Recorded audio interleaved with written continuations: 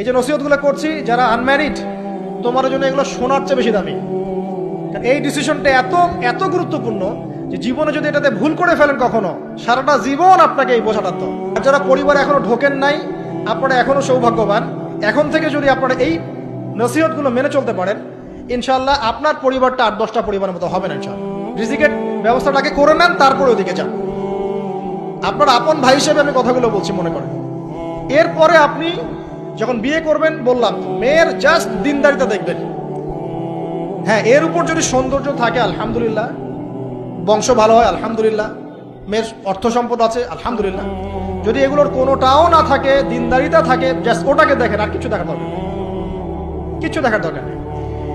এরপরে আরেকটা কথা বলতে ভুলে গিয়েছি, যে আপনি এই লেভেলে যাওয়ার আগে নিজেও পবিত্র থাকার চেষ্টা করেন। আপনি নিজে জেনায় যায় না, নিজে পর্নে যায় না, নিজে হারাম অ্যাফেয়ার্সে যায় না। যদি আপনি যান, তাহলে আল্লাহ পাক কিন্তু আপনাকে পবিত্র স্ত্রী নাও দিতে পারেন। এটাই আল্লাহ পাকের নীতি, যে একজন পবিত্র মানুষ পায়। ঠিক আছে, যে যেমন আল্লাহ পাক তাকে তেমন মিলিয়ে দেন, এটা আল্লাহ পাকের একটা সুন্নাহ। এর ব্যতিক্রম হতে পারে, কিন্তু আপনি যদি পবিত্র না থাকেন, আপনি পবিত্র স্ত্রী নাও পেতে পারেন। তা আপনি আগে নিজে পবিত্র থাকেন, তারপরে আপনি এখন মেয়ে দেখেন। আলহামদুলিল্লাহ, বললাম দিনদারিতা প্রাধান্য দেন। এখানে হাদিসে এটা বলা হয় নাই যে 4টা গুণ দেখে বিয়ে করো, বরং বলা হয়েছে 4টা গুণ দেখে সাধারণত বিয়ে করা হয়। ঠিক আছে, করো আদেশটা এমন নয়, ইনকাহ কথাটা এমন নয়, বা ইনকাহু এমন নয়, তুনকাহু মানে বিয়ে সাধারণত করা হয়। কেউ টাকা দেখে, কেউ সৌন্দর্য দেখে, কেউ দেখে বংশ। তুমি দেখো দিন। নবীজি বলছেন তুমি দিন দেখো, না হলে তোমার হাত ধুলে ধূসরিত হবে, মানে ধ্বংস হয়ে যাবে তুমি। আর দিন দেখার ক্ষেত্রে শুধু বাইরের গেট আপটা যথেষ্ট নয়, তার পড়াশোনা দেখেন, তার হিস্ট্রি ঘাটবেন, তার অতীতে সে কোথায় কোথায় পড়াশোনা করেছে, কি করেছে, খোঁজ খবর নেবেন। হুট করে তাড়াহুড়া করে কোনো ডিসিশন নিয়ে ফেলবেন না, এটা খুব ভুল করে মানুষ। ঠিক আছে, তার হিস্ট্রি ঘাটেন, যে সে কোথায় পড়াশোনা করেছে, কি করেছে না করেছে। তার পরিবারের বায়োডাটা ঘাটেন, তার পরিবারের সদস্যরা কেমন, নামাজ পড়ে কিনা, তার ইসলামের প্রতি কেমন ধারণা পোষণ করে। তার মাকে দেখেন, তার মা পর্দা করে কিনা, তার মা ইসলামের উপর আছে কিনা। তার নানিকে দেখেন, তার পরিবারবর্গকে দেখেন, তারপর একটা আপনি ডিসিশন নেওয়াটা সহজ হবে। এগুলোর চেয়ে ব্যতিক্রমও হতে পারে। ওই আজারের পরিবারে ইব্রাহিমের জন্ম হতে পারে, ফেরাউনের আন্ডারে আসিয়ার জন্ম হতে পারে, থাকতে পারে, কিন্তু এটা ব্যতিক্রম। নর্মালি কিন্তু সবসময় এমনটা হয় না। যে প্যারেন্টিংস দিয়ে তারা বড় হয়েছে, ওই প্যারেন্টিংস তাদের মধ্যে থেকে যায়। এই কারণে মেয়ের ব্যাপারে খুব সেন্সিটিভ থাকবেন। আগে পুরো বিষয়গুলো ঘেটে নিয়ে তারপরে আপনি কোনো জায়গায় পা দেন। তারও আগে ইস্তেখারা করবেন আল্লাহর কাছে, যে আল্লাহ আমি তোমার কাছে ইস্তেখারা করছি, আমি জানি না যে কোনটা আমার জন্য ভালো হবে, কোনটা খারাপ। আল্লাহ এটা যদি আমার জন্য ভালো হয় সহজ করে দাও, যদি খারাপ হয় আল্লাহ দূর করে দাও। নিজের উপর চাপ নিয়েন না। তারপরে যদি দেখেন আলহামদুলিল্লাহ দিনদার, আর ডানে বামে দেখার দরকার নাই। যদি আপনি আপনার মনের মতো দিনদার পবিত্র একজন মেয়ে পেয়ে যান, আর যদি সে সুন্দরীও হয় মাশাআল্লাহ, আর ভালো বংশের হয়, তাহলে সারাটা জীবন তাকে নিয়ে কাটিয়ে দেন, সারাটা জীবন তাকে নিয়ে কাটিয়ে দেন, আপনি হ্যাপি হবেন ইনশাআল্লাহ। ডানে বামে দেখার আর দরকার নাই। যদিও একাধিক বিয়ের অনুমতি আছে, কোরআন সুন্নাহয় সবকিছুই আছে, কিন্তু এখন বাস্তবতাটাও বুঝতে হবে। কিরকম? কোরআন সুন্নাহয় এমন অনেক কিছুই আছে যেটা বাস্তবে ইমপ্লিমেন্ট করাটা এতটাও সহজ না। যখন যারা করতে চায় তাদেরকে অনেক অনেক হ্যাসেল পোহাতে হয়, কারণ সমাজটা যেহেতু এমন না। কোরআন সুন্নাহয় আছে যদিও, কিন্তু সমাজটা এমন না। তখন ওই ব্যক্তি কোরআন সুন্নাহ মানতে গেলে দেখা যায় সমাজ থেকে ব্যাপক হ্যারাসমেন্টের শিকার হয়। যদিও এটা তার দোষ না, এটা আল্লাহ পাক তাকে হয় পরীক্ষা করছেন, অথবা এই ওসিলা তার গুনাহ মাফ করবেন। কিন্তু নর্মালি যেটা চলছে, এখানে আপনি আপনার বেস্টটা নেন, যেটা অপশনাল সেদিকে যাওয়ার দরকার নেই। এটা আমার নসিহত। কারণ সবার ওই শক্তি সামর্থ্য থাকে না যে সবকিছু সুন্দর মতো টাইটলি হ্যান্ডেল করতে পারবে। আর বলা যত সহজ, করার ব্যাপারটা এতটাও সহজ নয়। সো আর এই তো জেনারেশনের মেয়ের তো দেখছেন, পান থেকে চুন খসলেই দেখবেন যে বিশাল তুল কালাম হয়ে যাচ্ছে। তো যদি আপনাকে আল্লাহ পাক আপনার পবিত্রতার কারণে, আপনার ঈমান আমলের কারণে খুশি হয়ে এমন একজন দিনদার, নেককার, পুণ্যবতী, সুন্দরী, সুশ্রী স্ত্রী দিয়ে দেন, আর ডানে বামে কখনো দেখবেন না, একদম তাকে নিয়ে পুরো লাইফটা কাটিয়ে দিন। ঠিক আছে, এরপরে দোয়া করবেন আল্লাহর কাছে, আল্লাহ এটার মধ্যে কল্যাণ বরকত দান করো। বিবাহের ক্ষেত্রে আপনি মোহরটাকে কম করবেন। আপনি মোহর মানে মেয়েদেরকে বলছি, মেয়ের বাবাদেরকে বলছি, সামর্থ্য অনুযায়ী করবেন। ছেলের সামর্থ্য অনুযায়ী করবেন, তার উপরে বোঝা চাপিয়ে দিবেন না। কিয়ামতের আলামতের হাদিসে আমি এটাও পড়েছি, শেষ জামানায় মোহর অনেক বেশি করা হবে, দেওয়া হবে কম। হয় না এমন? আর বাকি আছে আলামতের কিছু। তো ওই চিটারির মধ্যে নাই। আপনি বলছেন 1 লাখ, 1 লাখ আমি দিব নগদ, ব্যাস নগদ। বলছেন 5 লাখ দেওয়ার সামর্থ্য আছে আমার, 5 লাখ দিব, যে নগদ শেষ, পরে মাফ নিয়ে নিব, এইসব বার্গেনিং আপনি নাই। আর এখনকার বিবাহগুলো দেখলে মনে হয় যে মেয়ের বাবা ছেলেকে বিক্রি করছে আর ছেলের বাবা মেয়ে কিনছে। সবচেয়ে বেশি মোহর দেখা যায় যে চিটাগাং এরিয়ার দিকে আর কি। এবং আপনি জানেন কি না, সবচেয়ে বেশি বিবাহ বিচ্ছেদ ওই জায়গায় বেশি। বাংলাদেশে বিবাহ বিচ্ছেদ দেখা যায় যে প্রতি 24 ঘন্টায় দেখা যায় 28টা বা 29টা বাংলাদেশে। হ্যাঁ, শুধু তাই না, আমি দেখলাম যে 10 লক্ষ মেয়ে অতিরিক্ত আছে পুরুষদের তুলনায় সমাজে ঘুরে বেড়াচ্ছে, স্বামী নাই। 10 লক্ষ মেয়ে। এবং এই ডিভোর্স দেওয়ার ক্ষেত্রে দেখা গেছে যে মেয়েদের প্রবণতা বেশি। 70% মেয়ে ডিভোর্স দিয়েছে, ছেলে দেয় নাই। 30% ছেলে। তাহলে মেয়েদের সাইকোলজি চিন্তা করেন। ও মনে করছে আমি তো এখন শিক্ষিত হয়ে গেছি, তোমাকে আমার দরকার নাই, আমি চাকরি করে খাবো। খুব বেশি শিক্ষিত দরকার নাই আপনার, দিনই শিক্ষা আছে কিনা ওটা দেখবেন। ফ্যামিলিস্ট মেয়েদেরকে নেওয়ার দরকার নেই। আপনি নিবেন ইসলামিক অনুশাসনে চলে এমন মেয়ে। এরপর যখন পরিবার স্টার্ট হবে, আল্লাহর কাছে বরকত চাবেন, বিয়েটা সহজ করে নেবেন। যে বিয়েতে খরচ যত কম, সে বিয়েতে আল্লাহর বরকত তত বেশি। হাদিস। অলিমা হবে, মাশাআল্লাহ, আপনার বিবাহিত জীবন মোবারক হোক, দোয়া করি। এরপরে দেখবেন উভয়ের মাঝখানে আল্লাহ পাক আপনাদের মাঝখানে ভালোবাসা ঢালবেন ইনশাআল্লাহ। সূরা রুমের মধ্যে আল্লাহ পাক বলেছেন, ওয়াজআলা বাইনাকুম মাওয়াদ্দাতা ওয়া রাহমা। আমি আল্লাহ স্বামী স্ত্রীর মাঝখানে ভালোবাসার ভ্রাতৃত্ব ঢেলে দিয়েছি। এটা আল্লাহ পাকের একটা আয়াত, নিদর্শন। এই ঢেলে দেওয়া মানে কিন্তু আবার সেই ঢেলে দেওয়া নয়। কথা কি বুঝতে পারছেন? আচ্ছা, তারপরে আসেন, এবার আপনি পরিবার গঠন করেছেন। এখানে আমি কয়েকটা কথা বলি যে উভয়ের মাঝখানে খুব চূড়ান্ত লেভেলের ভালোবাসা এটাই যথেষ্ট নয় পরিবার সুখী হওয়ার জন্য। পরিবারের মধ্যে এখন থাকতে হবে সলাত। কি থাকতে হবে ভাই? সলাত। পরিবারে থাকতে হবে কোরআন, পরিবারে থাকবে সুন্নাহ, পরিবারে থাকবে ইসলামী অনুশাসন, পরিবারে থাকবে খাস পর্দা। আপনার বউকে মানুষ দেখেই নাই, এরকম পর্দা। আর কাপড় খোলা তো অনেক দূরের কথা। আমার এমন স্ত্রী আপনার স্ত্রীকে দেখেই নেই মানুষ। বাধ্য না হলে সে বাইরেই আসবে না। বাধ্য হয়েছে, আসছে। মাহারাম আছে, মাহারাম সাথে আছে, এখন বাইরে আসছে। আপনার স্ত্রী ওই মানুষের বাসায় গিয়ে রাত কাটাবে না। এমনকি মানুষের বাসার টয়লেটে গিয়েও যেন সে কাপড় না চেঞ্জ করে। কারো বাসায় গিয়ে স্ত্রীকে রেখে দিয়ে আসবেন না, যে অপরিচিত কারো বাসায় স্ত্রীকে রেখে আপনি কোনো কাজে গেছেন, যাবেন না। করবেন আপনার কাছে মনে করেন একটা কোহিনূর হীরা আছে, মনে করেন যেটার মূল্য ধরেন যে লক্ষ কোটি ডলার। এটা আপনি কি যত্রতত্র ইউজ করবেন, নাকি আপনি খুব যত্ন করে আপনার ভিতরে রাখবেন? কোনটা? ইসলাম এভাবে নারীকে সম্মানিত করেছে যে তারা আমাদের কাছে এত বেশি প্রেশিয়াস যে আমরা এভাবে যত্ন করে ওদেরকে ঢেকে রাখি। কথা কি বুঝতে পারছেন? আর তোমাদের কাছে মেয়েদের দাম নাই, তোমরা ল্যাংটা হয়ে ঘোরো, তোমাদের কে বাধা দিয়েছে? ঘুরছেও তো তাই। আর নগ্নতা বলতে আপনি কি মনে করছেন? খালি কি বিকিনি সংস্কৃতি নগ্নতা? নিসাউন কাসিয়াতুন আরিয়াও তো নগ্নতা, যে নারী পোশাক পরেও নগ্ন হয়ে আছে, এটাও তো নগ্নতা। আর নবীজি বলেছেন যে আরবদের ধ্বংস, লা ইলাহা ইল্লাল্লাহ, আল্লাহ ছাড়া কোনো ইলাহ নাই। কি ভয়ঙ্কর আযাব আসছে। তার স্ত্রী যায়নাব বিনতে জাহাশ তিনি বলছেন, ইয়া রাসূলুল্লাহ আনুহলিক ওয়া ফিনা সালিহিন, আমাদের মধ্যে সালেহ সৎ মানুষ থাকা সত্ত্বেও কি আমরা ধ্বংস হয়ে যাব? নবীজি বলছেন, নাম, হ্যাঁ। ইযা কাসরাতুল খাবাস, যখন অশ্লীলতা, বেহায়াপনা, নগ্নতা ছড়িয়ে পড়বে, তখন ভালো মন্দ সব ধুয়ে ধ্বংস হয়ে যাবে। এই কারণে নিজে খুব ভালো আছি, ওরা খারাপ, ওদেরকে কিছু বলার দরকার নাই বলে ভালো হয়ে থাকার সুযোগ নাই। ওগুলো যত ছড়াবে, ভালো আলেম জালেম সব ধ্বংস হয়ে যাবে। আল্লাহ বোঝার তৌফিক দান করুন। এবার আপনি আপনার স্ত্রীর সাথে এভাবে হৃদ্যতা মহব্বতের সম্পর্ক রাখবেন আল্লাহর জন্যে। পরিবারের সবার পিছনে আপনি খরচ করবেন, তাদের হক দিবেন। কার জন্যে? পরিবার বর্গের কারো কাছে কিছু পাওয়ার আশায় না। এই ফিলোসফিটা বোঝেন। পরিবারের কারো কাছে থ্যাঙ্কস পাওয়ার আশায়ও না। আপনি আল্লাহর সন্তুষ্টির জন্য ওদের পিছনে খরচ করবেন, ওদেরকে ভালোবাসবেন, ওদের হক আদায় করবেন। কার জন্যে? আল্লাহর জন্য। এবং এর জন্য আপনি নেকি পাবেন ইনশাআল্লাহ। আর যদি আপনি তাদের কাছে কিছু আশা করতে যান, মনে মনে বেশি এক্সপেকটেশন রাখেন, তখন আপনি কি হবেন জানেন? আপনি পদে পদে কষ্ট পাবেন, পদে পদে কষ্ট পাবেন। দেখে নিয়ে শুধু আল্লাহর হয়ে যান, মানে আল্লাহই আপনার আপন, আল্লাহ ছাড়া আপনি কাউরে চেনেন না। আল্লাহ পাক বলেছেন এগুলো করতে, আমি করি। আল্লাহ পাক ভালোবাসা দিয়েছেন সন্তানের প্রতি, স্ত্রীর প্রতি, বাসি। কিন্তু এটা এত অধিক মাত্রায় নয় যে তার কারণে আল্লাহকে ছেড়ে দিব। স্ত্রী সন্তান যদি আল্লাহর পথে চলার ক্ষেত্রে বাধা দেয়, আল্লাহকে ছাড়তে পারবো না, প্রয়োজন ওদেরকে ছাড়তে পারবো, এরকম থাকবে বিষয়টা। ঠিক আছে? আরেকটা কথা বলি, শুধু ভালোবাসাই আদর্শ দাম্পত্যের জন্য যথেষ্ট নয়। এখানে প্রয়োজন হচ্ছে একে অপরের প্রতি সম্মানবোধ থাকতে হবে, একে অপরের প্রতি বিশ্বাস থাকতে হবে।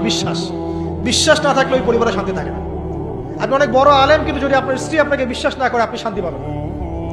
আপনি জানছেন আপনি ইনোসেন্ট, আপনি অনেস্ট, কিন্তু আপনার পরিবারের সদস্য, আপনার স্ত্রী আপনাকে বিশ্বাস করছেন না, তখন আপনি পরিবারে সুখ পাবেন না। বিশ্বাস খুব ইম্পর্টেন্ট। আমি তো বলি যে ভালোবাসার চেয়ে বিশ্বাস বেশি ইম্পর্টেন্ট। কারণ আগে ঈমান না আগে আমল? কোনটা আগে? ঈমান মানে কি? বিশ্বাস না? আগে বিশ্বাস, তারপরে না আমল? ভালোবাসা একটা আমল, আর বিশ্বাসটা কি? ঈমান। আমার প্রতি যদি আপনার ঈমান না থাকে, তাহলে আপনি আমাকে ভালোবাসবেন কিভাবে? বিশ্বাস থাকতে হবে, স্বামীর প্রতি স্ত্রী, স্ত্রী প্রতি স্বামী। এবং এখানে পুরুষদেরকে সহনশীল হতে হবে, কারণ আপনার স্ত্রী সারা জীবনে আপনাকে প্রচুর পেইন দিতে পারে, এবং এটা মেয়েদের ফিতরত। এখানে সবরের জাজল্যমান দৃষ্টান্ত স্থাপন করতে হবে, নসিহত করতে থাকতে হবে, ততদিন পর্যন্ত যখন আপনি দেখছেন যে হ্যাঁ এগুলোতে কাজ হচ্ছে। যদি করতে করতে করতে করতে কাজ না হয়, দেখা যায় এই ফিতনায় জর্জরিত থেকে আপনার দিনের পথে চলাটা ব্যাহত হচ্ছে, তখন আপনার উচিত হবে আসহাবুল কাহাফের মতো চিন্তা করা। ইশারা দিলাম, যথেষ্ট। পরিবারে পর্দা থাকবে, সন্তান হবে, এখন আলহামদুলিল্লাহ সন্তানদেরকে প্রতিপালন করবেন ওই যে মা হাজেরা তার মতো, ওই যে আপনার কি বলবো, রাসূলুল্লাহ সাল্লাল্লাহু আলাইহি ওয়াসাল্লামের সাহাবায়ে কেরাম তাদের মতো করে।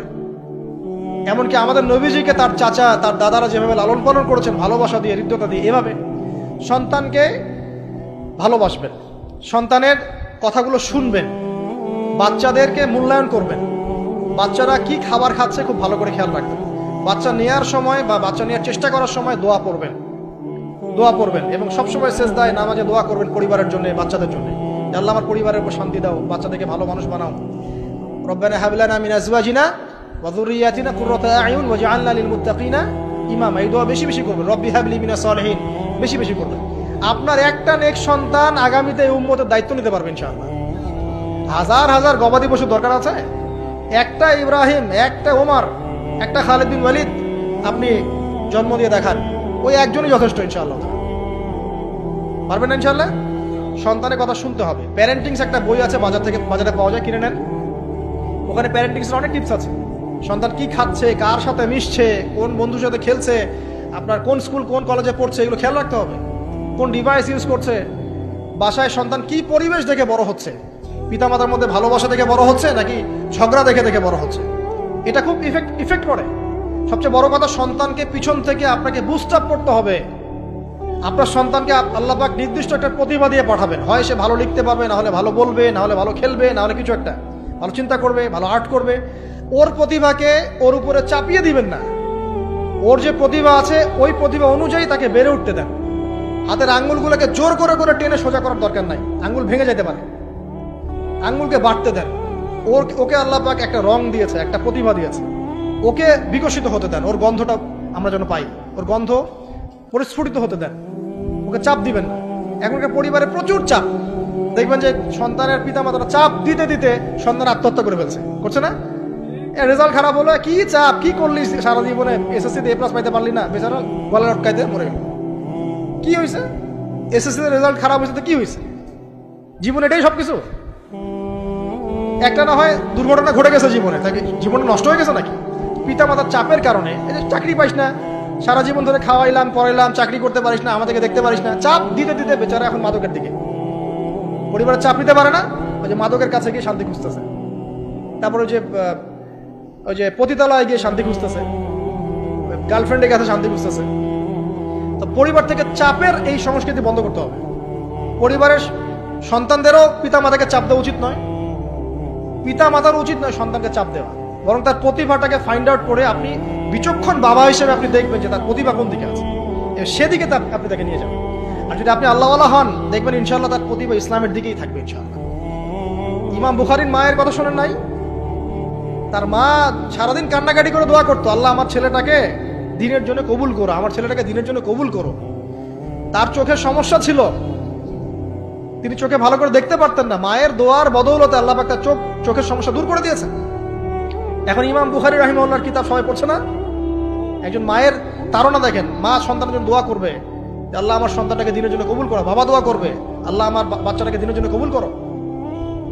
এই যে বাবা নূহের তাড়না দেখেন, ইব্রাহিম আলাইহিস সালামের তাড়না দেখেন, রব্বি হাবলি মিনাস সালিহিন, আল্লাহ আমাকে সুসন্তান দান করো। চাপ দিয়েন না, সন্তানের প্রতিভা অনুযায়ী আপনি তাকে বিকশিত হতে দেন, ইনশাআল্লাহ দেখবেন একদিন সে আপনার মুখ উজ্জ্বল করবে ইনশাআল্লাহ। আর চাপ দিলে কি হবে জানেন? অকালেই ঝরে পড়বে, অকালে ঝরে পড়বে, ওর মাইন্ডটা বিক্ষিপ্ত হয়ে যাবে, তখন পরিবার থেকে তার একটা দূরত্ব সৃষ্টি হবে। আর ওই সুযোগ শয়তান নিবে, খারাপ বন্ধুর পাল্লায় পড়বে, আয় গাঁজা একটা টান দে, আয় একটু ইয়াবা খা, একটু এটা কর সেটা কর, আস্তে আস্তে দেখবেন হারাই গেছে অন্ধকার জগৎ। অন্ধকার জগৎ একবার হারাই গেলে আর ফিরে পাবেন না। এর কি প্র্যাকটিক্যাল কথা না ভাই? মেয়েকে চাপ দিবেন, দেখবেন যে বেঁকে বসছে। যদি ছোটবেলা থেকে মেয়েকে আপনি সুন্দর হিজাব পোশাক তরবিয়ত দিতে পারেন, এই মেয়ে বড় হয়ে ইনশাল্লাহ বেলাইনে যাবে না। ছোটবেলা থেকে ওকে যদি আপনি নায়িকাদের মতো মানুষ করেন, আর বড় হয়ে পস্তাবেন আমার মেয়ে কেন ছেলের হাত ধরে পারা গেল, এটা তো আপনার জন্য হয়েছে। ছোটবেলা থেকে এই সন্তানের অনুশাসনটাকে ঠিক করতে হবে। ওই যে বললাম, পিতা মাতা যদি দিনদার মুত্তাকি পরিষ্কার হয়, তাদেরকে দেখেই সন্তান শিখবে। আমরা যখন সেজদা করি, আমাদের ছেলে মেয়েরা পিঠে উঠে আসে না? ওরাও দেখবেন সেজদা করার ট্রাই করে না? মসজিদে নিয়ে আসেন বাচ্চাকে, দেখবেন ও দেখে দেখে দেখছে যে কি করছে এরা, কি করছে। ও তখন নিজেও একটু হাত বাঁধার চেষ্টা করে, এমন করে দাঁড়া থাকে, খেয়াল করে নাই? হাত তুলে। বাচ্চারা দেখে শিখবে, পরিবারে দেখে বাচ্চারা শিখবে যে পিতা মাতা কেমন, কিভাবে কথা বলে, পিতা কেমন করে মায়ের সাথে কথা বলছে, মা কেমন করে পিতার সাথে কথা বলছে, সে ওইভাবেই কথা বলবে। যে পরিবারে ওমরের মতো পিতা আছে, ওই পরিবার কি খারাপ হতে পারবে? যে পরিবারে হাজরা আলাইহিস সালামের মতো মা আছে, ওই পরিবার খারাপ হতে পারে? তো প্যারেন্টিংটা ঠিক করতে হবে। নৈতিক আদর্শের সাথে তাদেরকে ভালো খাবার দিবেন, খাবারের ব্যাপারে সচেতন থাকবেন, কার্বোহাইড্রেট পাচ্ছে কিনা, প্রোটিন ঠিক মতো পাচ্ছে কিনা, ভিটামিন পাচ্ছে কিনা, হ্যাঁ ও পরিষ্কার পরিচ্ছন্ন থাকছে কিনা, পরিবারটা থাকবে নিট অ্যান্ড ক্লিন, চকচকা। এখানে যেন মানে আর বলে না যে পবিত্রতা ইমানের অর্ধেক, হাদিস আছে না? মানে পরিবারগুলো হবে নিট অ্যান্ড ক্লিন, ঝকঝকা, রুচিশীল। এখানে যেন নোংরা বিষয় না থাকে, নোংরা আবর্জনা, বাথরুম ঠিক নাই, এটা ঠিক নাই, এমন না, ঝকঝকা পরিবার। আপনার সামর্থ্য অনুযায়ী আপনি করবেন, কারণ পরিচ্ছন্ন না থাকলে বাচ্চা কাচ্চা অসুস্থ হবে বেশি। অসুস্থ হলে পরে আপনার পেরেশানি, ওরা খাবে না ঠিক মতো, রুচি ঠিক মতো থাকবে না, বাতটা ঠিক বাড়বে না ঠিক মতো। তো পরিচ্ছন্নতার সাথে সঠিক খাবার, সঠিক প্যারেন্টিং, ইসলামিক তরবিয়ত, এবং তার উপর চাপ প্রয়োগ না করে তাকে তার প্রতিভাটা বিকশিত হতে দেওয়া। চাপ প্রয়োগ না করার মানে এই নয় যে আপনি শাসনই করবেন না। পরিবারের উপর শাসন লাঠি থাকবে, কিন্তু ওটার যত্রতত্র প্রয়োগ করবেন না। যদি আপনি একদিন খুব বেশি পিটায় দেন, তারপর থেকে আপনার সন্তান আপনাকে ভয় পাবে না। কিন্তু আল্লাহ পাক কোরআনের জন্য বারবার একটা সাইকোলজি অ্যাপ্লাই করেছেন যে জাহান্নামের শাস্তি কিন্তু দিব, শাস্তি কিন্তু দিব, শাস্তি কিন্তু দিব। এই যে ভয়, আমরা কিন্তু ভয়েই জাহান্নাম থেকে দূরে আছি। তো এটা একটা সাইকোলজি। এভাবে পরিবার এগিয়ে যাবে ইনশাআল্লাহ। সন্তান বড় হবে, আপনি মিরাস, সন্তানের মিরাস ডিস্ট্রিবিউট করবেন, যার যার হক তাকে দিবেন। তারপরে পরিবারের মধ্যে আর কয়েকটা বিষয় জাস্ট শেষ করে দেই, যে পরিবারের মধ্যে নিয়মিত কোরআনের চর্চা থাকবে। সন্তান সন্ততি তারা ইসলামিক অনুশাসন পাচ্ছে কিনা, ইসলামিক পড়াশোনা করছে কিনা খেয়াল রাখতে হবে। যদি জেনারেল লাইনেও পড়ে, তারপরেও আপনি ইসলামিক টিচার দিয়ে হলেও, মাদ্রাসায় পার্ট টাইম মাদ্রাসা দিয়ে হলেও কোরআন শেখান, হিফজ করান, ওকে এদিকে করে তোলেন, ওদিকে করে তোলেন।